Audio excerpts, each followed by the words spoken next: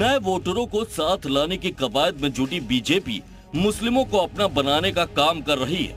निकाय चुनाव और लोकसभा चुनाव से पहले मैनपुरी में लोकसभा और रामपुर में विधानसभा के उपचुनाव होने हैं। यही कारण है कि बीजेपी अपने प्लान पसमानदा को धार देने में जुटी है। आज बीजेपी ने सपा और आजम खान के गढ़ रामपुर में पसमानदा समाज का सम्मेलन कर बड़ा संदेश दिया। बीजेपी का दावा है कि वो मुसलमानों के सामाजिक और आर्थिक उत्थान के साथ साथ राजनीतिक उत्थान के लिए भी काम कर रही है।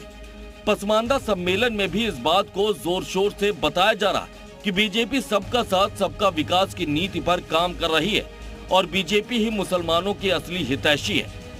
निकाय चुनाव और फिर लोकसभा चुनाव से पहले बीजेपी सपा के गढ़ में कमल खिलाकर उसके हौसले पस्त कर देना चाहती है और रामपुर में पसमानदा सम्मेलन ये मुर्गी फार्म बना के हर महीने 2 लाख कमाते हैं। हर दिन इसमें सिर्फ 4 घंटे एक्स्ट्रा देते हैं। आपको भी ये सीखना है तो फ्रीडम ऐप को अभी डाउनलोड कीजिए। बीजेपी की इसी रणनीति का हिस्सा है।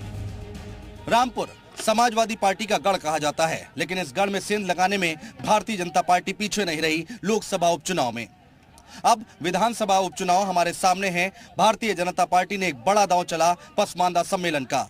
मंच पर डिप्टी सीएम ब्रजेश पाठक ने अपनी बात रखी और अब देखना ये दिलचस्प होगा कि आगे आने वाले वक्त में कितना बड़ा असर होता है इस सम्मेलन का। क्या भारतीय जनता पार्टी को इसका फायदा होगा या फिर नहीं। रामपुर में बीजेपी के पसमानदा सम्मेलन में पूर्व केंद्रीय मंत्री मुख्तार अब्बास नकवी और यूपी के डिप्टी सीएम ब्रजेश पाठक बतौर मुख्य अतिथि शामिल हुए। दोनों नेताओं ने रामपुर में बीजेपी की जीत का दावा किया।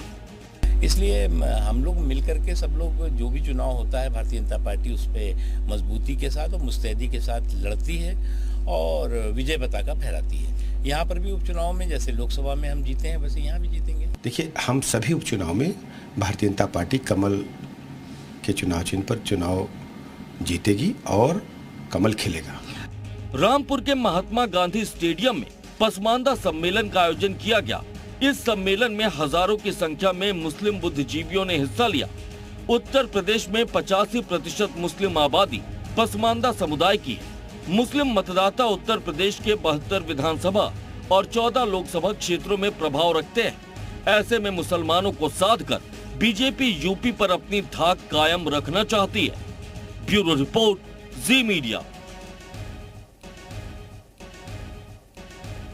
ये मुर्गी फार्म बना के हर महीने 2 लाख कमाते हैं। हर दिन इसमें सिर्फ 4 घंटे एक्स्ट्रा देते हैं। आपको भी ये सीखना है तो फ्रीडम ऐप को अभी डाउनलोड कीजिए।